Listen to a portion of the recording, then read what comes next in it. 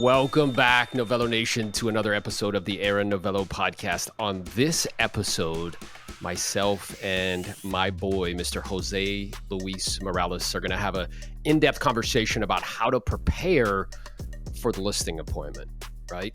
And what I'm aware of is, preparing for a listing appointment is critically important if you want to be effective and efficient. According to the Association of Realtors, if an agent goes on 100 listing presentations, they only actually take 20 listings. I remember having conversations with you, when we first started working together, where you felt like, man, I'm like half the presentations I'm having to go back a second time, right? And it was just it was like inefficient. You had the hustle, you had the will. It was just that you were spinning your wheels a lot, right? Going on a lot of these presentations and not getting the desired outcome. And once we made a little tweaks, right? One of them specifically being pre-qualifying upfront so we can gather as much information as possible and also use the pre-qualification in preparation for going on the listing presentation as a mechanism to sell, which we'll get into and kind of assumptively close. Then you started to convert at higher and higher levels. So let's walk through this, bro. When somebody reaches out to us or when we're cold calling and we set an appointment, talk to me about, the preparation that goes into that. So when somebody says like, yeah, come over, do you just like run over right away and you're like, all right, cool, I'll see you at 3? No, not at all. The best way to prepare for a listing appointment is to ask the seller some questions. Some people call it to pre-qualify the seller. Some people call it like an input. I've heard it like, they're like, oh, I have an input form where I ask the sellers a series of questions. So basically the best way that I learned how to prepare for a listing appointment is to pre-qualify the seller. Ask them a series of questions about their situation so that you know what you can do to be a best service to them. So it starts off with a transition. Like, let's say that you set the appointment. So there's a 5-step listing process, and we went over that in our last video. Step number 1, you set the appointment. Incoming call, outbound call, set the appointment. Step number 2, you pre-qualify them, meaning you ask them that series of questions. Step number 3, you send a pre-listing package, meaning some information, which we'll cover in this video. Step number 4, you call to confirm. And step number 5, you present. You follow this process, it increases the chances of you taking the listing, and it also improves your listing presentation ratio, meaning based on how many listings you're going on, how many of you're taking, and how many of them are you taking on the first try. So the pre-qualification starts with transitioning from setting the appointment to transitioning to the script. This is the way I usually like to do it. I say, well, look, Aaron, before I come out, there are a number of questions I need to ask you. I just want to make sure that I'm fully prepared for our meeting and I could really be a best service to you. Is it okay if I ask those questions now? And my intention in asking that in that manner is that the series of questions is really all about them and helping them achieve their goals and helping them get closer to whatever it is that they want to do. So Aaron, walk us through, man, what happens after you transition, bro? Yeah. So, and I love that. And as I'm getting ready to walk through, I'm more than happy to do that. When I asked you like, hey, when somebody calls and just says like, or you're make an outbound call and you book an appointment, do you just automatically go out? Your eyes got really big and you looked at me like, that's ridiculous. Like, why would I ever do that? Right. So it's important for people to understand that when me and Jose are saying that we do this every single time, it is absolutely every single time without exception. Right. Because in my professional experience, in those times when I imagined that I was going to make an exception, it never ends up working out in my favor. And it's not a productive use of time. So if we're either making outbound calls or it's an inbound call and we book an appointment, in preparation for connecting, Jose, I just have a couple really quick questions to ask you just to make sure that I'm fully prepared and I could be of the best assistance to you and your family. And I'll be brief because I know your time is valuable. So notice there, like I didn't ask permission. I'm like, we're doing this and I'm going to be quick, right? So then we can transition and they're like, sure, right? And in my mind, the way that I'm thinking about this in pre-qualification, I think a lot of people use pre-qual in the wrong way. They use it as disqualification, right? And that's not really the purpose of pre-qual. The purpose of pre-qual is to gather information, the who, what, where, when, why, and how with regards to this prospective move.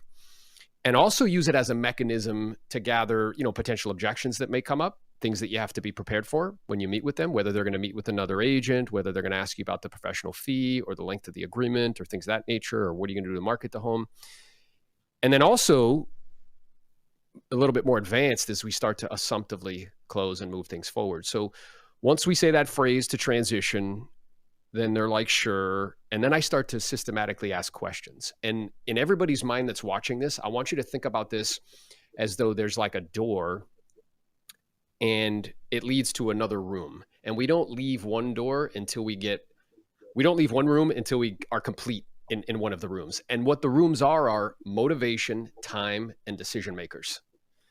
So what's the specific motivation? So once they say okay to asking, sure, like it's okay, ask me questions. So the first question I have, Jose, is I'm very familiar with your geographic area. I'm sure your home is lovely, right? Hopefully I'm not being too straightforward. Was there any particular reason you and your family were even considering selling? And what is that question around, Jose? It's all about the motivation right there. That's getting into the motivation now. What comes up to me when we talk about motivation, and this is what where some people get caught up, they'll read a script and the script will say, when you sell this home, where are you moving to next? But like, if you already talked about that in the appointment, like you may not have to like say, hey, Jose, like when you sell this property, where are you moving to next? Because they might be like, Jose, look, I literally just told you like 3 seconds ago that I'm moving to Arizona. Instead, you can rephrase the question and say, well, look, Jose, I know that when we spoke, you were kind enough to mention to me that you're looking to move to Arizona because you want to be out and be closer to family. Is that correct? Mm-hmm. Yes, that is correct. Perfect. And then right behind that, to dig into motivation, a question like, well, and tell me, because my job is to help you. It's never to talk you into doing anything. Is it an option for you, Jose, to not sell this home and still move? Like maybe like rent it or just keep it as a secondary home? And then quiet, because I don't want to leave that room of motivation yet until I'm clear that the motivation is very strong. Because as we're taping this, we're in an environment in which economically things are changing, and it's going to become very, very important. One of the key critical skills that we need as agents is this ability to pre-qualify at a high level and to be able to kind of flesh out 8, 9s, and 10s in motivation. Because if it's not a compelling kind of reason as to why they're going to sell some sort of life event, then they're probably not going to be willing to put up with a difference in market dynamics and perhaps a difference in their expectations as to how much they're going to be receiving on their home versus what they could have got, 6 to 12 months ago. Now, this is another thing, like you have to be listening to when you're having the conversation with their client. Like let's say in the appointment, they tell you, oh, this is a rental property for me, or this is a property that is an estate. You're not going to say, Jose, once you sell this property, where are you moving to next? Because that doesn't make any sense, And I hear that all the time. Do you remember when we were like do you remember we were role playing one time and I was like, Jose, and you're like, what? I'm like, you have a really good brain, bro. And you're like, I'm like, you should use it. And you were like, whoa, because you were doing that. Because you get so caught up in like, okay, what does the script say next? Instead of like, okay, he already told me that this is an investment property for him and that this is an estate. So you have to ask yourself, what you're really looking for is the motivation, and there's different ways to dig for this motivation. So if I'm talking to somebody that owns a rental property, instead of saying, where are you moving to next? I'm going to say, well, once you sell this property, are you looking to reinvest the proceeds into something else, or are you just looking to cash out on this investment? What am I looking for right there? I'm looking for motivation. So if they say I'm looking to reinvest the proceeds, I may ask like, okay, great. And once you do that, are you looking to reinvest those proceeds here locally, or are you looking to move that money somewhere else?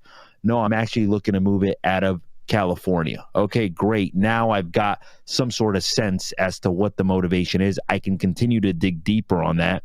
Or if they say, no, look, I'm just looking to cash out, you may ask like, okay, great.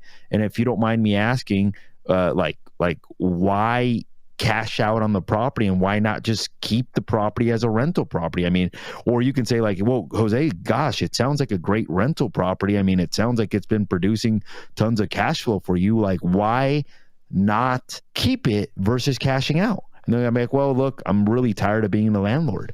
I'm tired of like having to manage this property. I want to simplify my life. Boom. What does that give you? Motivation starts to give you the reason why they want to do what they want to do. That's exactly right. And when you break that word down, motivation, it's motive to take action. It's a reason for doing something.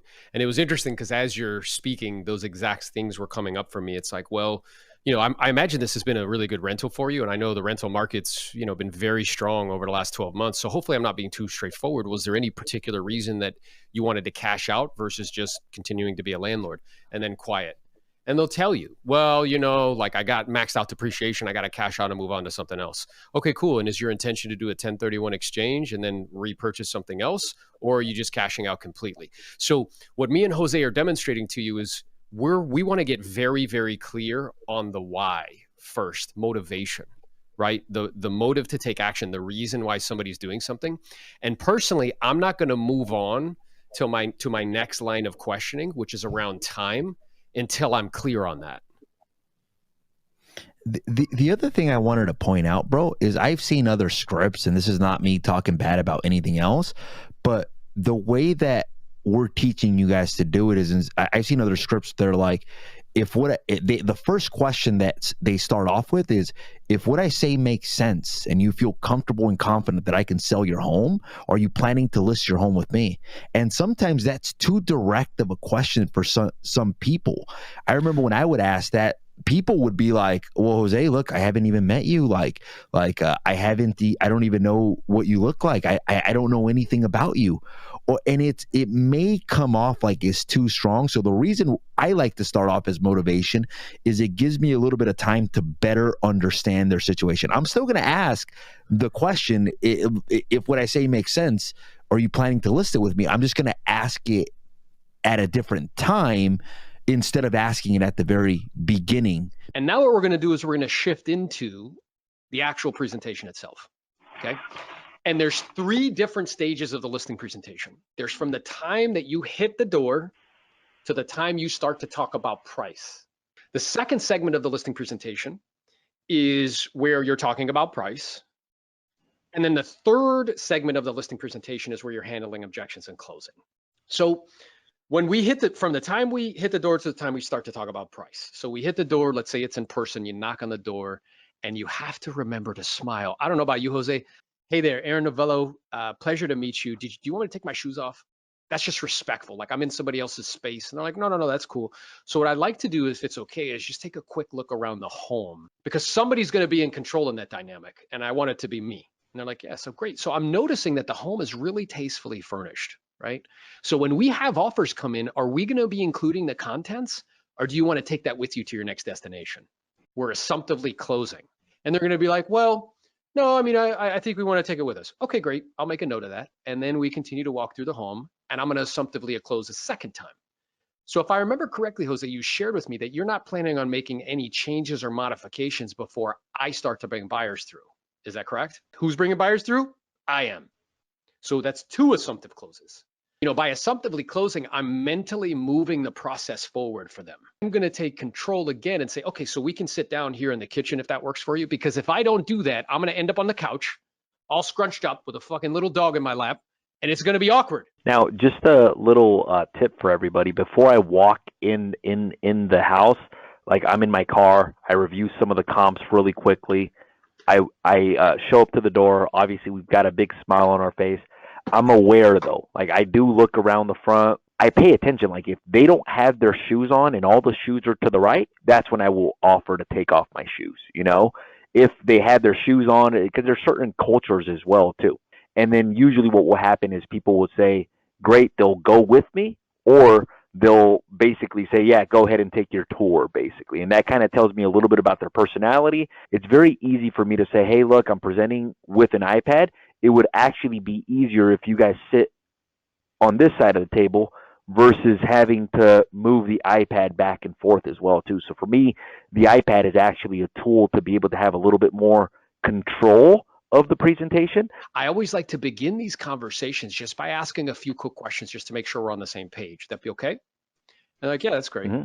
So the first question I have, which I'm pretty positive I know the answer to based on our conversation and preparation for connecting, is you guys have definitely decided that you're going to sell this home. You're not interested in holding on to it or maybe doing something else with it, like renting it out or something of that nature.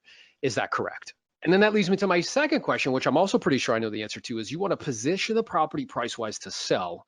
You definitely don't want to give it away, that's for sure. At the same time, you're not interested in having it sit on the market for like 5 or 6 months just testing the market. Is that correct? And then that leads me to my third question. I'm aware I sent you over some information in preparation for connecting. I'm sure you did some due diligence. You checked me out online. You saw track record reviews, things of that nature. So have you guys already decided that you would like for me to help you with the sale? Now that's 3 closes, by the way, if you're counting. Okay, the 2 assumptive close when we hit the door, and that's a third one. Now, when you get to this point, they're either going to say yes, no, or maybe. If they say yes, you do a little happy dance inside. Yay! And it's like, great. So we really only have to focus on a couple things today during our time together. The first is your motivation. The second issue is the price. And we go right into it. If they say no or maybe, we don't leave it at that. Okay? If they say no or maybe, you're going to say, okay, that's no problem. I know this is a big decision. You want to make sure you're making the best decision possible. I want to be clear, Jose, that is my intention. So provided that what I say to you makes sense and you do feel comfortable and confident with me that I can help you accomplish your goals and objectives and would look out for your best interest, I have all of the appropriate paperwork with me and I'm prepared to go to work for you today. Fair enough? If you're counting, that's 4 closes. We haven't talked about price. We haven't talked about terms and conditions. We haven't talked about anything. Now, they're going to say like, okay, that's fair enough. And then you'll say something like, okay. And along those lines, in terms of the agent that you ultimately decide to partner with to help you with the sale, you shared with me you were looking for a few things. Somebody's got a great track record, somebody who can help you to position the property price-wise to make sure you maximize value, somebody who could perhaps refer you to an agent in Texas where you guys are moving to, and then somebody who would look out for your best interest, make sure all the T's are crossed and I's are dotted and help you to maximize value and get top dollar. Is there anything else you'd be looking for from me today, Jose, that would cause you to feel comfortable and confident to proceed and put me to work? It's 5 closes, guys, before we've talked about anything. We haven't talked about price, terms and conditions, nothing. And they're going to say, well, yeah, we want to talk to you about the commission or like maybe the length of the agreement. You say, okay, that's no problem. So I've made a note of those 2 things. And it really sounds as though, provided we can check off all those boxes and we can come to an agreement as far as terms and conditions are concerned, and I'm sure we will, that certainly won't be a reason why we don't do business, that we're going to be able to get started today. And I'm super excited to have that opportunity. That's 6. At the culmination of our time together, there are a few potential outcomes. The first, which we really seem to be moving in that direction, 7. You guys may decide to list the home with me. And again, I'm very excited to have that opportunity and ready to go to work for you ASAP. The second potential outcome is there's an outside chance for whatever reason you may decide not to list the home with me. And the third outcome, and this was just as important as the other 2, Jose, is if for any reason at all, if I honestly truly felt that I would not be able to help you get what you wanted in the time that you wanted, then I may decide to very humbly decline the opportunity to list your home. The reason I struggled with it is that I would notice that sometimes when I would take too long into getting into the price, sometimes people would cross their arms, or whenever I would say things like, one of 3 things will happen is, 1, you may decide to work with me. I'll notice that people would get tense. So, and for the people that saw obviously the live listing presentation, it's a presentation, but for me, we started off the same way, which is, hey, look, I just want to start off by saying thank you for giving me the opportunity to be here. I understand that there's a lot of choices, and I appreciate being one of the considerations, obviously, for the job of selling your property. And I basically just jump right into the market analysis. I'll be like, look, what I've done in preparation for our meetings, I prepared what we call a comparative market analysis.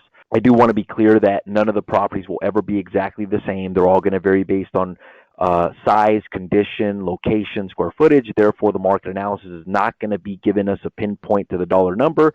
Instead, it's going to give us a pretty good range, and then it just comes down to strategy. One strategy, we can start off a little bit higher to leave a little bit of room to negotiate. Second strategy is we can start off a little bit lower.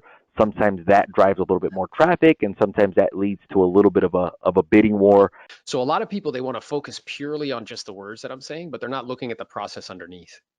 Once he understood the process underneath, he was able to kind of, customize it to something that would work for me. This gives us, remember I told you like the listing presentation I shared with you, it's from the time I hit the door to the time I start to talk about price. So we've walked through to this point. Now what it leads to, once I do that last takeaway code, it's like, great. So what I'd like to do is to go over some of those questions that I asked you over the phone just to ensure I could do a great job for you. Would that be okay? Like, yeah, that's fine. So you were kind enough to share with me, Jose, that the main reason you were selling this home is you're looking to move to Texas. Is that right? Yep, that's right. And the reason for the move was a job relocation. Is that correct? Yep. And your employer would like or need you to be there in the next 90 to 120 days. Is that correct? Yeah. What that means is that we would have to be under contract really in the next like 30 to 45 days. What would happen on the outside chance if we were still here 90 to 120 days from now and the home wasn't sold? So what me and Jose are talking about here is moving away from being transactional to being fiduciary. Transactional is just like, hey, I help you transact, I help you buy and sell. Fiduciary is I help you solve problems, and then I guide, right? And those are two different things. And I think the marketplace increasingly is beginning to demand fiduciary versus just transactional. Because if an agent's just going over, they're saying we're going to take pictures, put a lockbox on, some flyers, and put an MLS, and hope and wish and pray that it sells, you're not adding that much value, and anybody can do that. So to Jose's point, it's really going above and beyond that. So then we start to shift into time, and the question is why is time important? Well, for those people that are listening, how many people do you speak to and they say, yeah, I want to sell in like 6 months? And you're like, hey, cool, but at the same time, who would you rather be speaking to? Somebody who wants to sell in 6 months or somebody who wants to sell in 30 to 45 days? So I need to know this before I go see them, instead of running out, getting all dressed up, going in a car and being like, I think I can, and all excited about the presentation. And then you sit down with them and they're like, yeah, we're not going to do anything for 6 to 12 months. We just wanted to get an idea of value. So the questioning there sounds something like, ideally, Jose, in terms of what you want, because really that is what's most important, how soon would you like to actually have the home on the market for sale? And that's a quick, straightforward question. And they're going to give you an answer. It's either going to be ASAP, it's going to be in 30 days, it might be in 6 months, but each one of those is going to have a response. And what I'm looking for is a way of creating urgency, right? So let's say they say to me, well, we're thinking like in the next 90 days. Okay, cool. And then just so I know, is there any particular reason that you wanted to wait 90 days? Like, was there some sort of factor that was inhibiting you doing so? And they're like, yeah, well, we wanted to get it prepared and this and that. It's like, okay, cool. And let's say that we knew that through no fault of your own or mine, just because of some market dynamics and how things have been changing and interest rates going up, dramatically in a short period of time, that if we made a decision to wait, it could end up affecting how much we can get. Would you be open to moving up your time frame so you could take advantage of current market conditions? Or are you committed to waiting the 90 days and then be quiet? And when you do that, something will come back, right? So I'm always trying to listen for that time frame, and depending on the time frame, trying to figure out if there's a way that we can kind of move up the time frame that would be in their best interest if they're open to it. It's funny, as you were talking, I was like thinking, like, a lot of people look at time and they're like, well, they don't want to sell in a period of 6 months. Well, have you asked them if they're open to moving up the time frame? And a lot of people think like, well, if they want to sell in 6 months, I'm not going to meet with them now until they're closer to doing it. Or they go out, meet with them, give a full listing presentation, and the people aren't ready to do anything. And then they start shopping you around as well, too. Sometimes they're like, well, that guy said he's going to charge me 6%. That guy said he's only going to sell it for 200,000 or 500,000. 6 months later, the market's completely different than it was today. Now properties are worth 10, 20, 30, 40,000 more, or 10, 20, 30, $50,000 less as well too. So I wrote that down as well too, that you can move up the time frame. What I also wrote down is that get clarification, meaning like sometimes people will say, well, yeah, I like to sell my property in around June timeframe. So the way I get clarification on that, when you say June, are we talking about like getting it on the market in June? Or are we talking about like actually having it closed and sold by June? Because those are completely two different conversations, No, I like to have it sold by June. It's May 21st today. That's like in like 9-10 days. That's a completely different conversation. And whenever people tell me their time frame, it's always like, okay, great. Well, I want to do something by July. Okay, when you say July, do you want to be closed by July, or are you talking about getting it on the market by then? And then it's also an opportunity to kind of pitch things. So for example, like if they want to have it on the market by August, you can pitch, well, great. If there was a financial benefit to doing something now versus waiting, meaning market transitioning, is that something that you'd be open to? If they say, no, I wouldn't be open to it, it's also an opportunity for you to pitch other things. Like, so for example, they say, no, I want to have it on the market in July and I want to be closed around September. You can pitch a rent back, meaning, well, look, what if we can actually get it on the market now, get you sold, and get the buyer to do some sort of sell or rent back to you? Would you be open to that? The other thing that you can pitch at that time is like a coming soon campaign as well too. Hey, look, I know that you're not wanting to be on the market until September. Have you ever heard of a coming soon campaign? No, I have not. Okay, well, a coming soon campaign is very similar to a movie trailer. Have you ever gone to the movies and you see a movie preview of a movie that's coming to theater soon and you think to yourself, when that movie comes to theaters, I want to see that movie. It's the same thing for real estate. What we do with a lot of our listings is we begin to pre-market our properties prior to them coming on the market. That way, just like a movie preview, we've already got a certain level of interest and we've already got a certain level of buzz and excitement for your home, so that when it comes on the market, is that something that you're open to? That doesn't mean that you can't take the listing now, and that doesn't mean that they won't sign a contract now. This is the time to plant the seed or almost start having that conversation, as opposed to having it at the listing appointment when you're presenting a new idea to them. It's enough, well, oh wow, I'd actually be interested in a rent back, or oh wow, I actually consider, or I didn't know I had a rent back available. I would consider a coming soon campaign as well too. Yeah, I love that. And this is what we're showing. It's just continuing to dissect and continuing to ask more questions. To be clear, what came up for me is precisely what you were describing, the coming soon campaign. And what I will say is, something that we've done very successfully, for sellers just like you, that has produced very favorable outcomes for them, is, let's say we connect and it all makes sense and you feel comfortable and confident. We can take care of the appropriate documentation. We're not going to put it on the market for sale just yet. What we'll do is we'll begin to pre-market the property. We'll let people know via social media and different channels it's getting ready to come on the market. The goal and objective there is to build up a lot of interest, kind of a lot of buzz. So when it is ready in 2 or 3 weeks or a month, we just have the professional photographer come out and we open up the floodgates, and hopefully that results in a lot of showings and offers. I guess I'm curious, is that approach something that you would be open to? And then quiet. And they'll tell you, like, yeah, it sounds great. Okay, cool. Right. The other thing is, what came up as you were speaking is, so let's say they say 90 days. It's like, all right, well, and tell me this, like, let's say we were able to procure an offer for you in the next 30 to 45, and we can negotiate an extended closing period of maybe, 60 days or something of that nature. Is that a time frame that you would be open to? Yeah, I think we could work with that. Okay, great. And now I'm clear, right? So what me and Jose are both saying is that as we enter into the motivation room, we ask a lot of questions, we dig, we dissect, we don't take surface answers, we're continuing to ask questions. So that way we're very, very clear on the motivation. Like, if you hang up a pre-qualification call, or if you're going on a listing appointment and you can't tell me with exact certainty, specifically the why and why it's important to them, then you didn't do a good job of pre-qualifying, and you should reach back out to them and find out before you go see them. I was actually practicing, bro, for an hour and 30 minutes every single day. I remember, bro, I would be in the office at my old office at Century 21, bro. I would be in the parking lot, bro, with my freaking scripts, bro, printed out. And I would be in the parking lot chanting them, bro. Like, when do you plan on moving? How long have you lived at this address? Blah, blah, blah, blah, blah, blah, blah. And people would drive by me, bro. And people would look at me, bro. Title reps, lenders.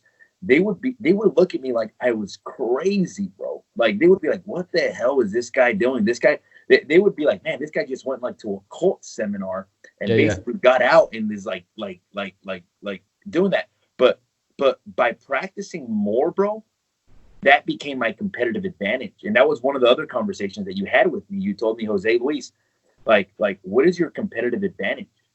Like, and you told me, like, okay, a lot of people, you ask them, what's your competitive advantage? And a lot of people will say, oh, well, I'm honest. Oh, I'm hardworking.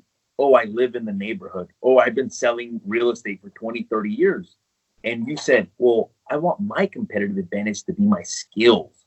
And I was like, that makes sense.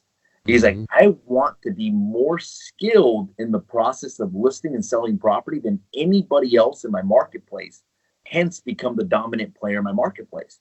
So the first strategy is we can start higher than that. The logic behind that strategy is I can always come down, I can't go back up, and I want to leave room to negotiate. Now, why am I saying that out loud? Is because they're thinking it. There are a few considerations, though. And I'd like to review them with you so that way you're fully equipped and you can decide what you feel is best. The first consideration is that strategy usually takes longer. You shared with me that your employer would like you to need you to be out there in the next 120 days. And that means we need to be under contract in the next 30 to 45. Oh, that would not be good. Okay, so that's not acceptable. The second consideration is where we find ourselves in the economic environment. I don't know if you've noticed, but we have record high inflation. Have you felt that at the gas pump or the grocery store? They're like, yeah, definitely. Yep. And I don't know if you're aware, but interest rates have gone up rapidly in the last 9 months, faster than they have in the last 30 years. We were at 3% for a 30-year fixed mortgage in January. We're almost at 7% in September. My question to you would be, is which seems more probable, that 45, 60 days from now, that prices will be going up exponentially and the economy will be booming?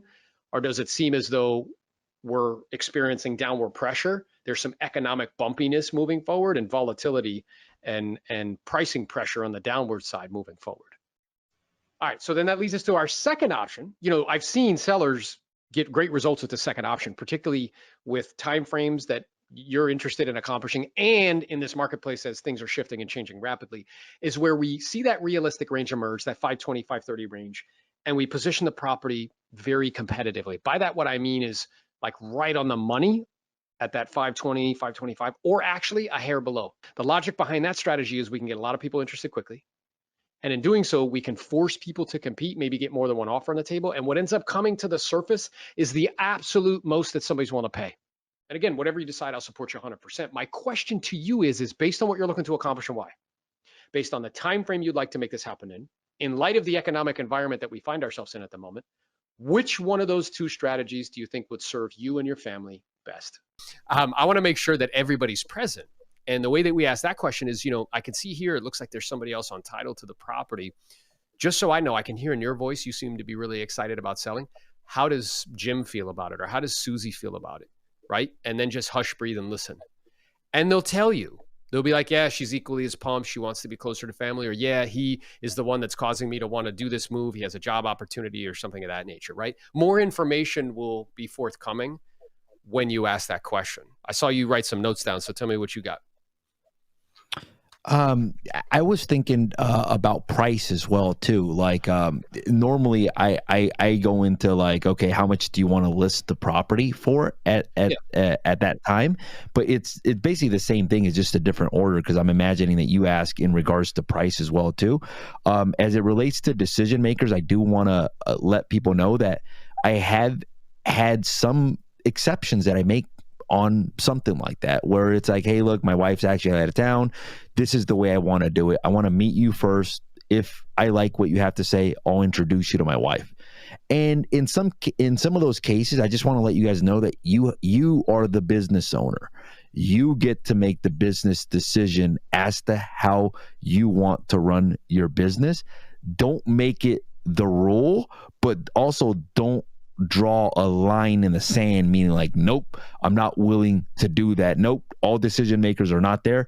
I'm not going out to that appointment, especially as a newer agent as well too. Like, let's say, dude, you spent 3 weeks prospecting, you finally got a good lead, the guy wants to meet you first, you're like, nope, I'm not going out there. Dude, you don't have anything better to do, like it may as you become more productive, your time becomes more valuable.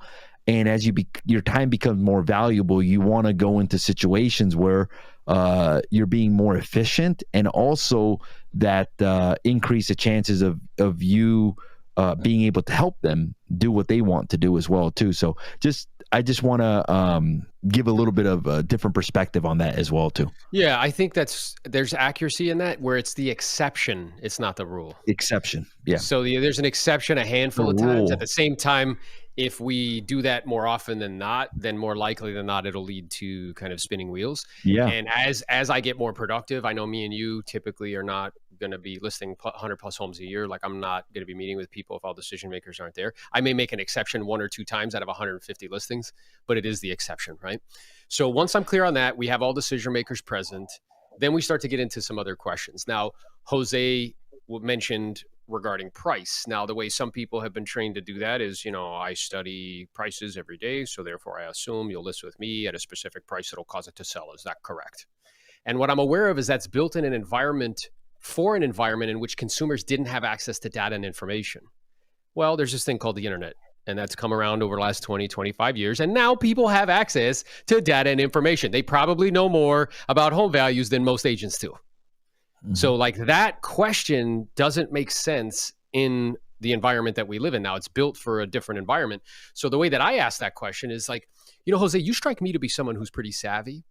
So I'm sure you've been online, looked at some of these sites that give estimates of value. So I'm wondering, did you have an idea of realistically what you were thinking in terms of price? Now, the way we say it that way is very specific reasons. You strike me to be someone who's pretty savvy. Everybody loves a compliment. Flattery always works. They're like, yeah, you're damn right. I am. I'm pretty savvy, right? And then once I asked that, and it's like, yeah, and I'm sure you've been to some of these sites. Notice I'm not mentioning names because those guys are trying to eat our lunch, so I'm not going to give them free promotion. I'm sure you've been to some of those sites that give estimates of value. So did you have an idea at all of realistically? Now, the reason why I use that specific word is that everything about after the word realistically has to be realistic. So did you have an idea at all of realistically what you were thinking in terms of price? And then be quiet. And they're going to tell you something. It's either going to be a variation of a few things. One is going to be like, yeah, we were thinking this. Or one is, well, I kind of want to hear what you have to say first. Right? So it's kind of a variation of a few things, but that's really the only responses that you're going to get. I want to hear what you have to say, like that sort of thing. So let's say they say to you, well, yeah, we were thinking this. Okay, great. And I appreciate your willingness to share that. My intention in asking is really just to gauge your expectation. My goal and objective, provided the opportunity, is to help you maximize value and get you every penny possible. I'm also of the mindset, Jose, I'd much rather earn your business with integrity, being honest and straightforward about what's reasonable and realistic versus promising you something I know is not going to happen and not be able to deliver. So in preparation for us connecting, myself and team and staff are going to be doing a lot of homework, and we're going to send you an email to your email address. And in that email, amongst other things, will be an updated market analysis that I'll bring with me during our time together. And what we'll look at is what's active on the market right now and not selling with pictures so we can compare apples to apples. Then we'll look at what has sold and closed most recently, because of course, as you know, what something's worth is what somebody's willing to pay and what they had to offer and how much they got. And from all of that information, we're going to determine together as a team, not a pinpoint to the penny in terms of price, but instead a very tight, realistic range as to what would be reasonable. Does that approach make sense to you? And they're going to be like, yeah, makes perfect sense. And also what I'm doing there and how I'm structuring that, I'm including them in the decision making. I think the training and what people would receive previously was like, I know and you don't.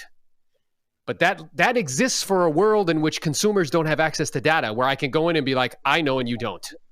And that's not the world that we live in now. So instead, this approach is very much so coming from a place of inclusion. It's like, look, this is your property. I know you have access to data. I know you're checking these sites every day. So what we're going to do together as a team is we're going to look at this data.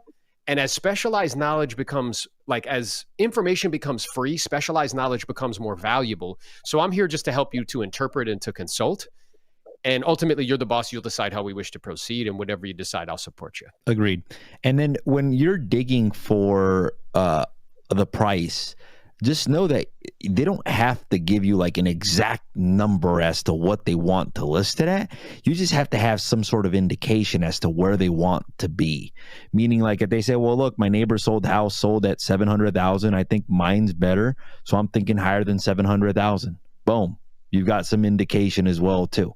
And then also sometimes what they'll say is, and you kind of covered this already, they'll say, well, we want to hear what you have to say about price as well too, and what most agents typically do is they'll say, well, like as a professional real estate agent, I study homes and prices every day.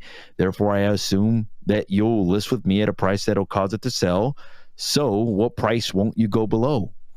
And the problem is that as soon as you say, like, what price won't you go below? Like, imagine being on the receiving end of that. Imagine you are the person that they're like, what price won't you go below? And it's like, well, I thought you were my fiduciary. I thought you were my real estate agent. I thought you're trying to help me get top dollar for my property.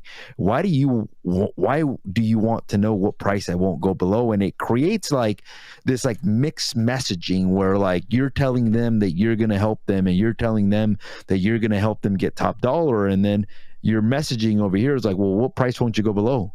Like, Yeah. And I led with a question of, you're going to listen to me when I see you, and what price won't you go below? It's very clear what the intentions are behind that, which is like, this is about me, and I'm interested in, like, what's the lowest amount that you're willing to sell the property for, instead of coming from a place of contribution, which is like, look, we're going to look at this together as a team, and I'm going to give you some options that you have at your disposal, and whatever you decide, I'll support you 100%. I want you to know that our interests are in alignment. Obviously, we get compensated more the more we help you sell it for. At the same time, again, I'm committed to earning your business with integrity versus promising you the moon and not being able to deliver. Does that sound fair? And they're like, yeah, that sounds super fair. And now we're like in alignment, right? It's kind of like if I came up to you and you were, I don't know, selling your car or something. Like, the first thing I said to you was like, hey, what price won't you go below? It's like, screw you, buddy. Like, what do you mean? What price won't I go below? Now it's very clear to me, like, you're trying to like take from me instead of trying to contribute and add value to me. Yeah.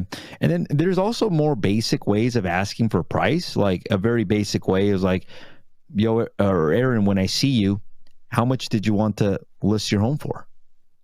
It's very simple. So it's like, and this is the room. This is another room. Now in the room, we're focusing about price, and that's all we're talking about. And sometimes whenever they say, well, look, Jose, we actually would like to keep that information confidential. We want to hear what you have to say first. We're going to take what you tell us and we're going to compare it to 2 or 3 other agents. Most agents will be like, okay, and then just like, okay, like they don't want to tell me a price. Instead, there are ways to handle that. And you described one. I'm going to share the way I handle it. I'll be like, well, look, Aaron, the reason I'm asking you about the price is more or less to gauge expectation. I want to make sure that you and I are on the same page. Let me give you an example. I had a seller last week tell me that they wanted me to tell them the price. We talk a little bit further. They tell me that they want $3 million for the property. I know realistically the property would only move for $1 million. I could tell you that over the phone, or I could tell them that over the phone. So in that case, it wouldn't make sense for me for us to meet. So I'm not asking what price do you want to tell you exactly what you want to hear and almost regurgitate that price right back to you. The reason I'm asking is just to make sure that our expectations are somewhere in line. So what were you thinking? And they're like, well, I was thinking somewhere around 700 to 750. Boom. That's all I need to know. I'm still, as the agent, I'm still going to do my own independent research. I'm still going to do my own market analysis. I'm still going to have my own opinion about the price as well, too. But at least I know what they're thinking now. And I want to make sure that they're somewhat in line. And like what happens? Like, okay, so what if they want $1 million and their property's only worth 750? Like, we need to have a conversation before I come and see you. Like, I would do a second pre-qualify and be like, hey, I'm, really doing my best to support, your expectation and what you want. At the same time, I'm not seeing data to, show me that that's an accurate assessment of things. So what I'd like to do is go over some of the recent sales in hopes that can help you to decide what you feel is best. Because again, as I mentioned to you in preparation for connecting, my job's to help you. It's never to talk you into doing anything. So, and then you go over that information. Did you know that? And then say they're like, well, damn it, and I won't. And then what I would say is so let's say you knew that through no fault of your own or mine, which is a key phrase, right? So through no fault of your own or mine, the marketplace is showing us that buyers and sellers have been agreeing for $750 for your home. And those recent sales were in the last 30, 60, 90 days. If you knew that that's what it would be required, around that price point is what it would take to actually get the home sold, do you think you would still proceed with selling, or would you try to figure out a different option, maybe renting it or staying put or something of that nature? And then they're going to tell me that. And I'd rather them tell me that before I get in a car and go drive them and talk to them for an hour about, the situation. And this is one of those things that, like, this might be one of the rooms that I walk back into, Aaron. I know that we don't move into another room until we're done with that conversation. And the reason I would say this is, like, let's say that you look at the comps, or the area really well, and that everything is selling around 700, but let's say they want 799. But let's say that you walk into the other room, and the other rooms, they say, you ask them, would you describe your home for me? Meaning, like, what is the condition of the property? And let's say that they tell you, I've got a guest house in the back that brings in $3,000 of rental income. Is there a possibility now, if everything's selling at 700, that they could get that 800,000? So, like, whenever they tell me the price there, like regardless of what the price is, I don't question it until I know what the condition of the property is. So for example, like there's still going to be a couple of other rooms that we're going to walk into. And then when I go into the condition of the property, I'm looking for like, hey, look, like, can we, because I remember like talking to a seller and the guy goes, yeah, I want like 800,000. I'm thinking like, dude, no way you're going to get 800,000. And then that's what I'm thinking in my head. And then he tells me I've got a guest house. I know that guest houses are extremely rare in that community. And he starts telling me that his house is fully decked out and that the guest house brings in $2,000. Now I'm like, there's a chance you might be able to get that 800,000, even though it's $100,000 more than anything that is sold in the community, because you do have that extra dwelling at the property. So that might, in my situation, I might want to walk back into that room.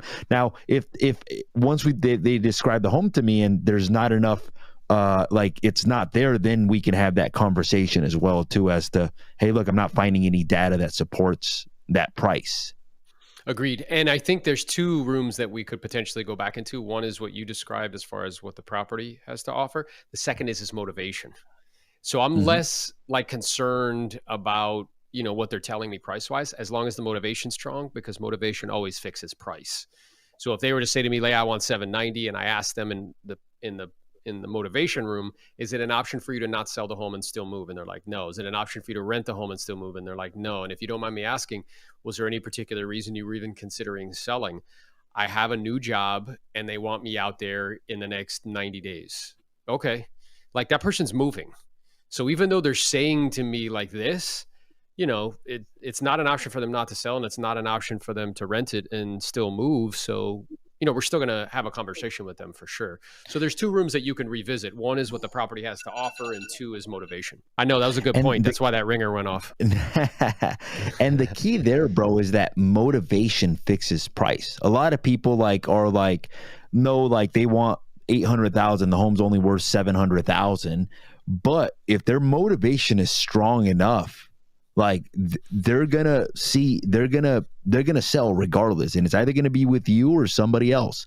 And motivation is really the key to taking a lot of listings. You want to get in front of people that are motivated to do something, not people like, yeah, if it happens, great. If it doesn't, then that's okay too, Exactly. Yeah. So good. So then we have this conversation. If they push back at you, like we said, we asked them about price, like how did you, I'm sure you've been to some of these sites to give estimates of value. So did you have an idea at all of realistically what you were thinking in terms of price?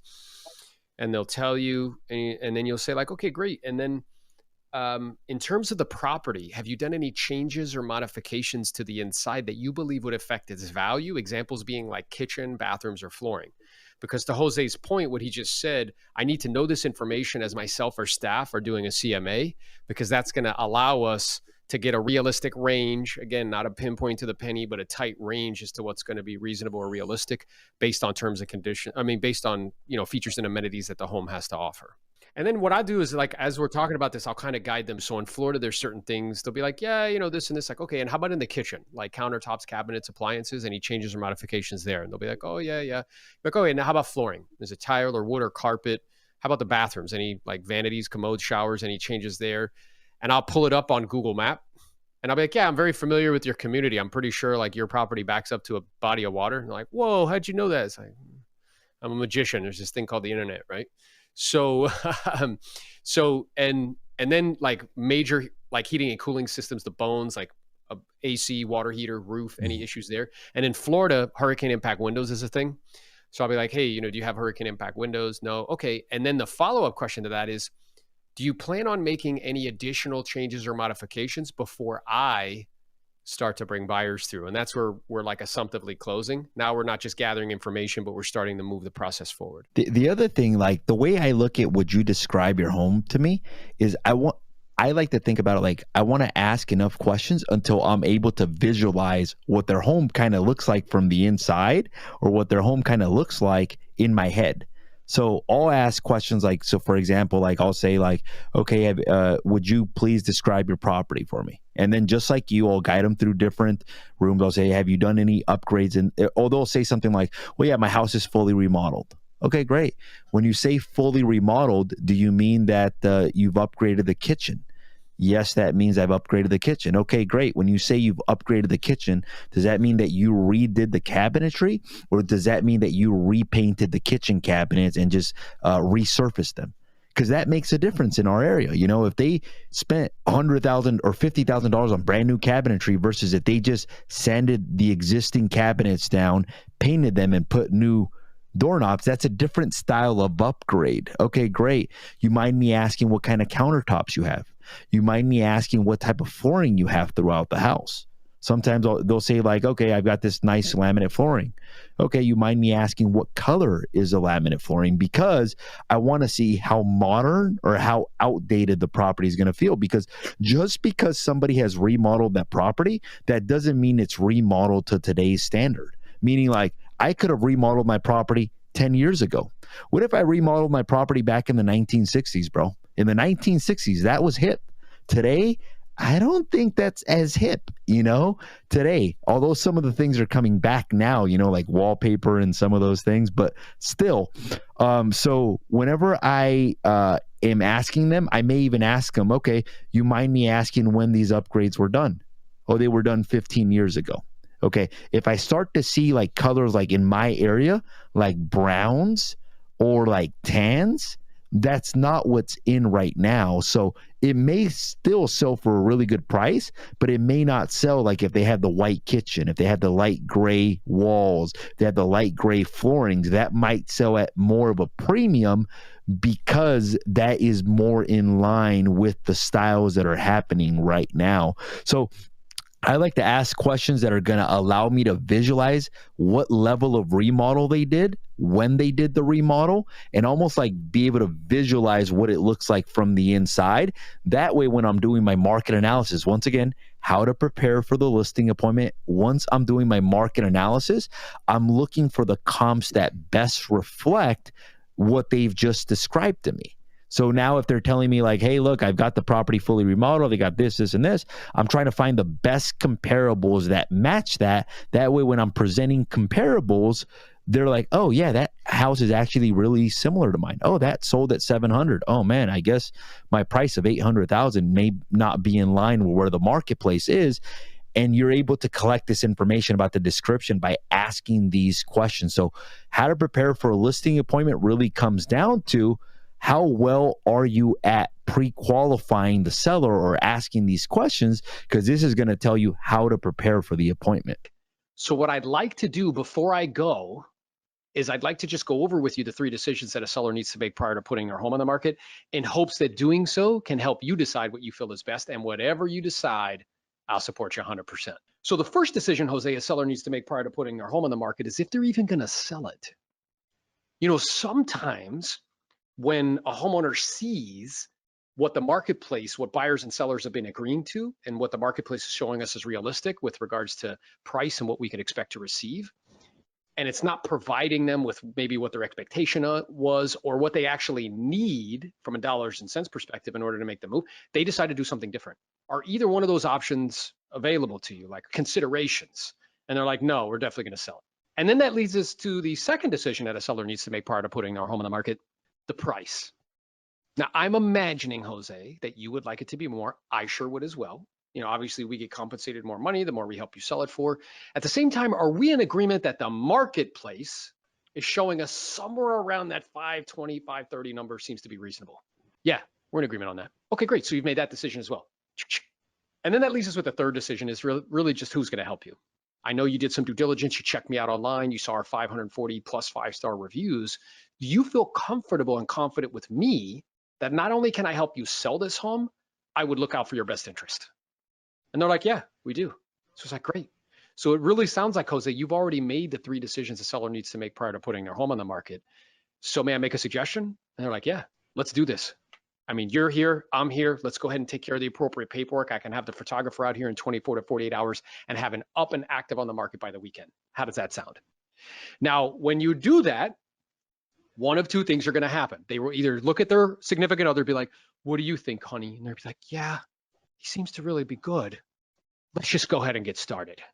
Boom. And then you get started. Another option is you flesh out the second common objection, which is they'll say something to you like, well, what's your commission? Or the other agent said they would do it for less. And I know that you want to net every penny possible, and I'm on the same page with you. So here's my question to you is if we can agree on the professional fee today, right? And I'm sure we can, because that won't be a reason why we don't do business. I'm sure we'll come up with something that's mutually beneficial to all parties. Would there be any other reason why we couldn't get started right now? Right? It's like, yo, there's a boulder between me and Jose. There's like a barrier. I pick it up, I put it over here, I point to it. If we could agree on that thing over there, is there any other reason why we couldn't do this? And like, no, I don't think so. Great. So what were you thinking? Why am I asking what were you thinking? Because now we're negotiating and I want them to speak first. And they're like, well, the other guy said he'd do it at 4%. And Jose, he's a master at this shit. He'll be like, wow.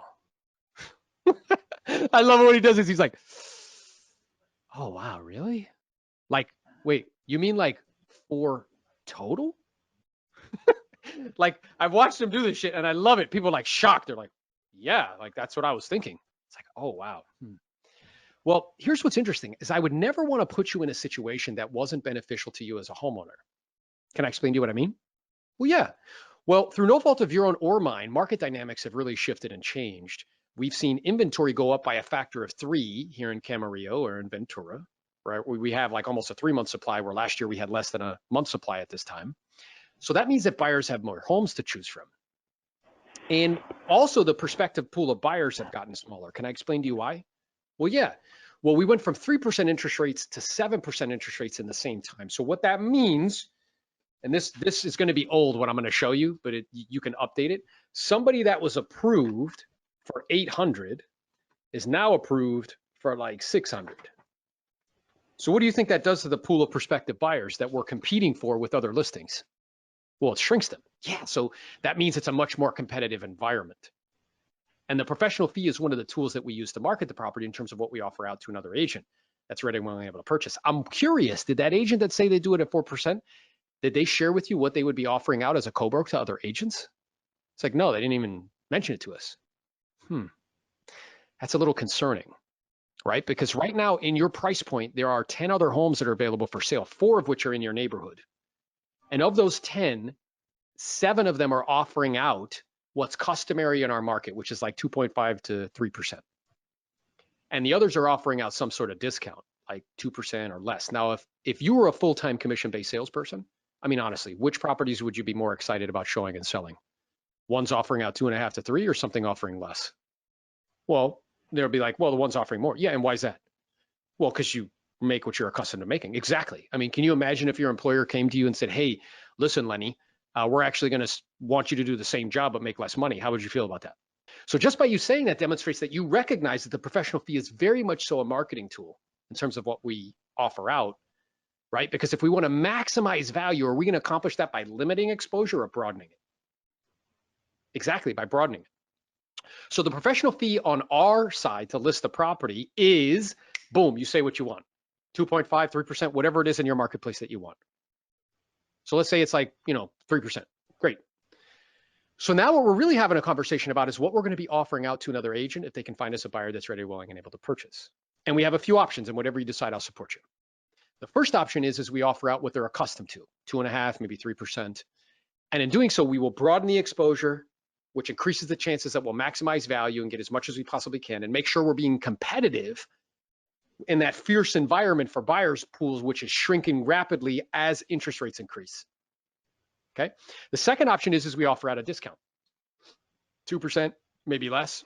And in doing so, we would limit exposure, which could end up affecting how much we can get. And keep in mind, you shared with me, Jose, you want to be sold and closed in the next 90 to 120 days. And, the issue is we don't want to create any friction and we want to give people the path of least resistance, right? So my question to you is based on what you're looking to accomplish and why, based on the time frame you'd like to make this happen in, which one of those options do you think would serve you and your family best? And then quiet. And they're either going to do one of two things. They're going to be like, well, I guess we can offer out like 2.5 or whatever. Now, why am I saying 2.5? Because in my market, if you offer out anything less than that, I think it could end up affecting showings and how much they can get. The intention of today, again, was to equip you with the tools that you need so you can get your unfair share of listings in this market. And what I'm aware of is the market that we're going into right now, we're in it, and it's the beginning of it, okay? It's not the end, it's the beginning. all of you guys would say to me, if we were in the room right now, if I could physically see you, I'd be like, how many of you guys want to be the dominant listing agent in your marketplace? Everybody raise their hand. How many of you guys want to make millions of dollars selling real estate listed property in high volume? Everybody raise their hand. I'm like, great. I'm going to give you a gift. I'm going to give you a challenging market. Because what I want you to understand is it's the perfect environment to hone your skills. Right? I had a coaching client. She makes $1 million a year. She's freaking out. She's got 20 listings, nothing selling. I'm like, hey, there's two ways to look about this. One is, oh man, market interest rates. The second is, oh yeah, I get to get great at price reductions. I get to become a ninja at price reductions. Right? Like this market provides you the opportunity to become a force in the marketplace. It provides you the opportunity to become the agent that you want to become, to be great at presenting, to be great at the listing presentation, to be great at handling objections, to be great at closing. And the truth is that people need our help. Make yourself into an agent that can help people in any marketplace, not just when it's good. Because if you only can help people when it's good, you're an order taker. You're not a salesperson. So, again, we appreciate you taking the time to be with us here today. Our intention, hey, drop in the chat if we over-delivered. Drop in the chat if we over-delivered. Drop in the chat if you would have paid a lot of money to spend time with us and do this. 100%. Cool. Boom. Nice. Run. Fire. Right? Good. You've been running away. Stop doing that. Show the Rolly, Aaron. He wasn't in the fucking Rolly. That's for rich people, not for us.